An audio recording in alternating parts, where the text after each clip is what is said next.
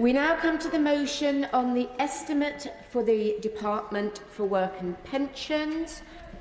Call the Minister to move formally. I beg to move. The question is as on the order paper. The debate will be opened by the Chair of the Work and Pensions Select Committee, Sir Stephen Timms. Thank you very much, Madam Deputy Speaker, and I'm grateful that we've been allowed this debate to discuss the spending of the Department for Work and Pensions. We're all very familiar with the facts of the cost of living crisis, with price rises accelerating. Inflation in May was the highest since 1982, highest for 40 years, 9.1%. It was 5.8% in France, 8.1% on average in the Eurozone. We have a particularly acute problem in the UK. The Bank of England Monetary Policy Committee said last month it expects inflation to rise to slightly above 11% in October. Measures to support households in the light of these rapidly increasing costs were announced by the Chancellor in February, in March and in May, and I warmly welcome the support that he's announced, valued at £37 billion. Two of the support measures that he referred to are funded by DWP and so are a focus for this specific debate. Firstly, the £650 payments for households receiving means-tested benefits and the £150 payments for people receiving disability benefits. The first instalment, £326 of the £650 payment, I understand are going to be made by the DWP in the second half of this month. The qualifying day for that, on which you have to have been claiming means-tested benefits, is 25th of May. The qualifying day for the second instalment hasn't yet been announced, but I gather it's going to be no later than the 31st of October. These payments will be tax-free, they won't affect other benefit awards, and I particularly welcome that, as the Secretary of State confirmed to me in the debate on the recent legislation enabling the payments, they will not be constrained by the benefit cap. Other measures announced by the Chancellor in May, not legislated for by the Social Security Additional Payments Act 2022, include two extensions of existing programmes for which DWP is responsible. Firstly, pensioner households will receive a one-off £300 pensioner cost of living payment as a top-up to their winter fuel payment, costing in total £2.5 billion, and there'll be an additional £500 million for the Household Support Fund for local authorities in England to make discretionary payments to people in need. £421 million of that for England, another £79 million for the devolved administrations through the Barnett formula, and that's all to cover the period from October this year till March of next year. And Madam Deputy Speaker, the Household Support Fund was originally announced in September 2021 with £500 million to local authorities for the 6 months from October 21 to March 22. It was extended with another £500 million for the following 6 months, that's April to September this year. And I want to say a little bit more about this as a relatively new feature of these estimates in a minute. But first of all, I think it's just worth pausing to reflect that, welcome though the Chancellor's announcements have been, there are still some concerns. The Resolution Foundation estimates that the measures announced to support households this year will, and I quote, in effect offset 82% of the rise in households' energy costs in 2022-23, rising to over 90% for poorer households. It is a substantial response to a very substantial problem. The Treasury says that households with incomes among the lowest 10% of all households in England will gain on average just under £1,200 a year as a result of the package, while those with the top 10% will gain around £700 on average, significantly less, and that does strike me as a broadly appropriate distributional impact. But there are some caveats. The payments are per household. As Save the Children and others have pointed out, larger families won't get any more support than smaller ones, even though children in larger families are at much greater risk of being in poverty. Nearly half, 47%, of all UK children in a family with 3 or more children were in poverty in 2020. So it's a big impact here. And the Joseph Rowntree Foundation has made the point that, and I quote, "One key group who has lost out are unpaid carers." We've just been debating kinship carers. Only 59% of the 1 million who claim carers allowance also claim means-tested benefits, so the other 41% won't get any additional support through the package. I applaud the initiative the Welsh Government has taken in providing an additional £500 payment for carers in Wales, and I think consideration should be given to comparable additional support elsewhere in the UK. People waiting to be assessed for personal independence payment cannot access the £150 payment. They wait on average 5 months to be assessed and receive a decision, and some 300,000 people are waiting at the moment. I think we might think that they ought to be getting some help, but they won't. People waiting for a work capability assessment won't get the payment either. The backlog for work capability assessments for Universal Credit isn't published, so we don't know what the size of that is, but we know there is one there too. But in April, as we all know, inflation-linked benefits were increased by 3.1%, in line with the increase in the Consumer Prices Index last September. At that point, when the uprating took effect, inflation was already over 7%, and as we've been reminded, it's now expected to rise to 11% this year.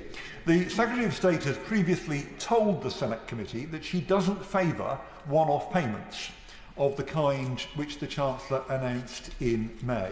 And I think she's right about that. Welcome though the Chancellor's announcements certainly are, I agree with the Secretary of State that it would be far better to have an uprating system which works properly, rather than having to resort to these stopgap measures to deal with the emergency. Universal credit can be updated very quickly, as we all saw when lockdown hit, but legacy benefits can't be. Actually, the Permanent Secretary told the Select Committee last week that the problem is that the uprating programmes can only be run at weekends when the computer systems aren't doing their other jobs. And that's why it takes, apparently, such a long time to implement uprating of the legacy benefits. The Select Committee has already called for those older systems to be improved urgently, and for the gap between assessing inflation and uprating benefits to be reduced. The need for that to happen is now even clearer, given the problems that we've run into this year. But the crisis is also exposing a much bigger and longer-term problem, and that is the continued failure to keep the levels of benefits in line with inflation. And that is a consequence of successive policy decisions over the last 12 years. The Chief Executive of the Resolution Foundation said yesterday that the headline rate of benefit for someone who's unemployed is now 13% of average earnings, and that is the lowest level it's ever been. Lower, I think, than when Lloyd George introduced unemployment benefit for the very first time in 1911. Nobody should be surprised that so many are having such a hard time. There's just no resilience in the support that is provided because the levels are now so low. And nobody can give us, we've asked ministers to explain to us what the reason, what the thinking is behind setting the benefits so low, and all we are told is, well, we uprated it that year, we didn't uprate it that year, and this is where we've ended up. There's no rationale for the situation that we found ourselves in, with in real terms the level of benefits now the lowest for over 30 years. So Citizens Advice North Lancashire, one of the organisations that contacted the Select Committee, told us, and I quote, "One-off payments are not a solution to inadequate benefit levels." And they're right about that, Madam Deputy Speaker. They go on, "Our detailed research on universal credit from across Lancashire shows that universal credit is not enough to live on in Lancashire. Benefit payments urgently need uprating so that people who cannot work can afford to live on them. End of quote. The Select Committee has agreed, Madam Deputy Speaker, to look at this longer term issue of benefit levels in an inquiry in the coming months, and we will be considering these issues carefully. But I want to comment today on two specific features of these estimates. First of all, the Household Support Fund. Now, as I've said, the Chancellor's package included an additional £500 million for the Household Support Fund, bringing the total amount in that fund to £1.5 billion since October 2021. It's administered by local councils in England. Each council sets its own eligibility criteria, and the grant conditions set by the government are frankly pretty vague. They specify that assistance can be issued by the authority itself or through a third party. 1/3 of the grant is to support households that include a child.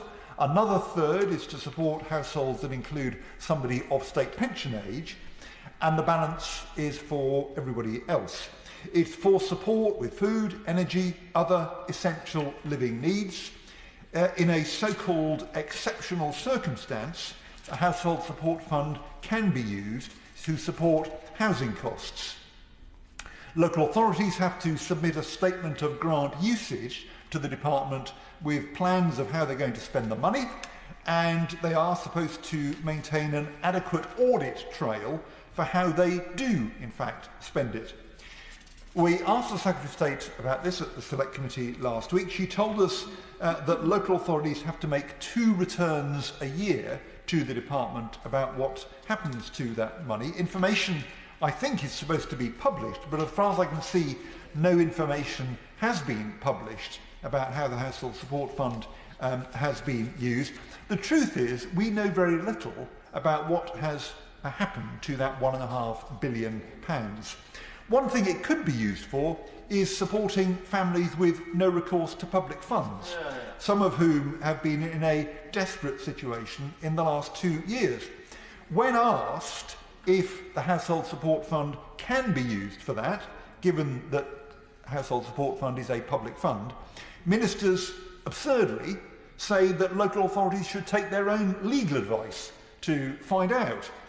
At the very least, there must surely be clarity about what councils are allowed to do with this funding.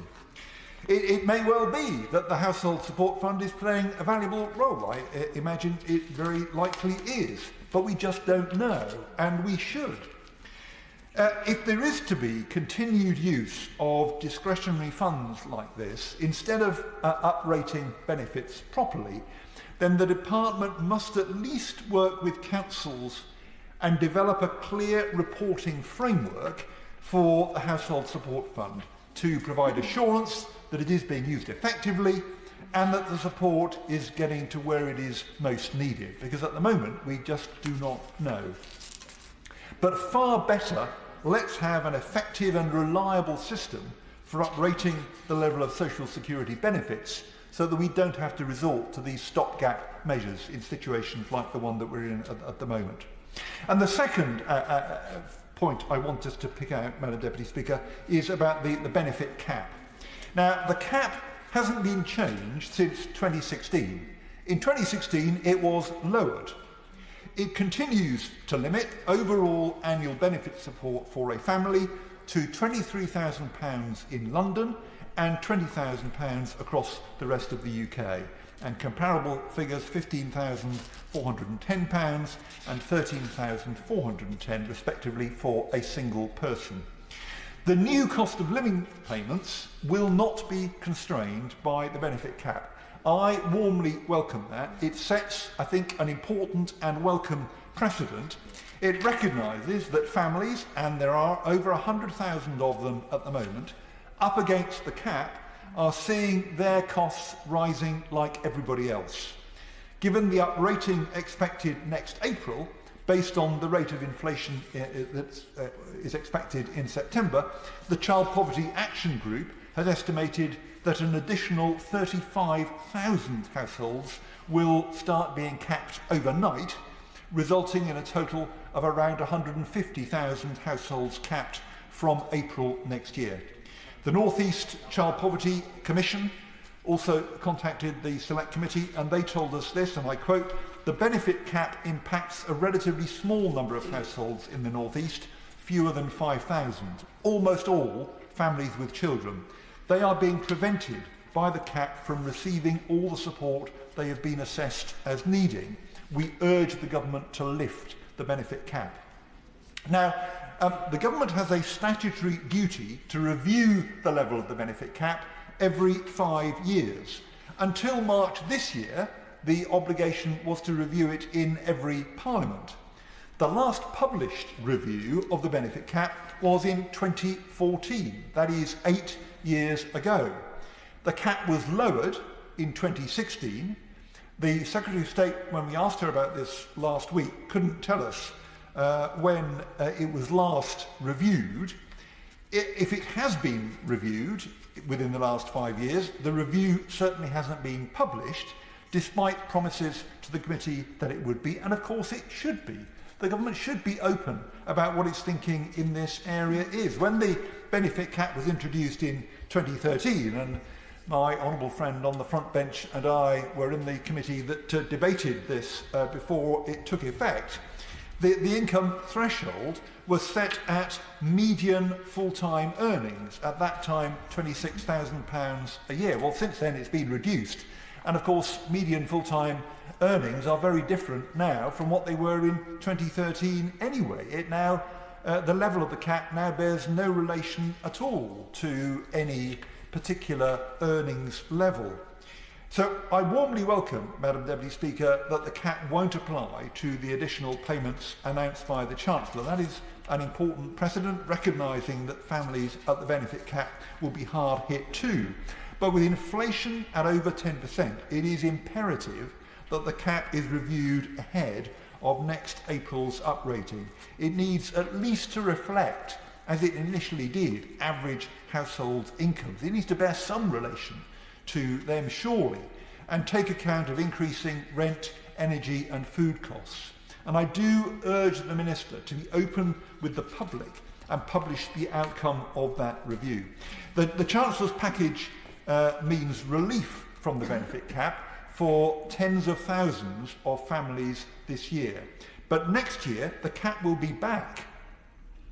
Presumably, there won't be any further additional payments from the Chancellor. The level of the cap must be raised before next April, because the consequences, if it isn't, will be dire. So, Madam Deputy Speaker, I'm very grateful for this opportunity to debate these very important estimates that the government has provided for us, which makes such a big impact on millions of our fellow citizens, and where it's vital that the decisions are the right ones. Yeah.